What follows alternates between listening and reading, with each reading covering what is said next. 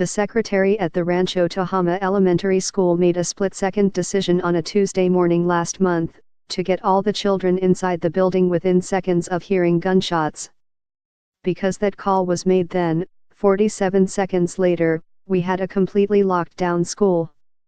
10 seconds after that, the shooter was in the quad firing shots, Rick Fitzpatrick, the superintendent of the Corning Union Elementary School District in California, told ABC News. We had a 10-second cushion. But almost 5 years before the Rancho Tehama shooting, the fate of students at an elementary school on the opposite side of the country was very different.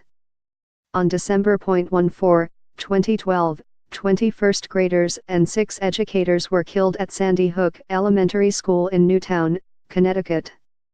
And in the years since, school administrators and safety consultants have grappled with how best to secure schools to keep students safe in worst-case scenarios. There's a lot of things about Sandy Hook that they did right, and it still didn't work, said Fitzpatrick, who was the site principal of an elementary school at the time of the Sandy Hook shooting. He said he remembers thinking it could have been any of us. While little action has been taken at the federal level in terms of gun control, school shooting drills and preparation have increased dramatically. In March 2016, the U.S. Government Accountability Office released a study looking at federal coordination of how schools prepare for emergencies.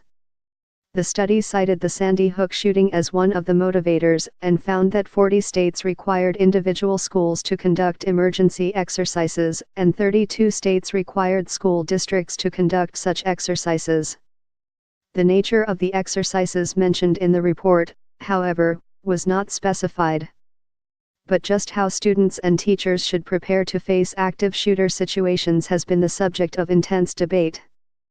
Catherine Cowan, the Director of Communications for the National Association of School Psychologists, said that there is a spectrum of kinds of drills that schools use and that the level of interaction varies.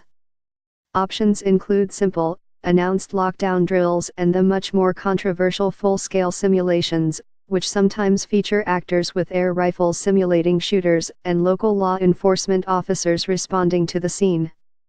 Such full-scale simulations have caused outrage in some cases, including one in Winter Haven, Florida, in 2014 in which teachers, students, and parents weren't told until afterward that the police officer who barged into their middle school classroom with an assault rifle was participating in a drill.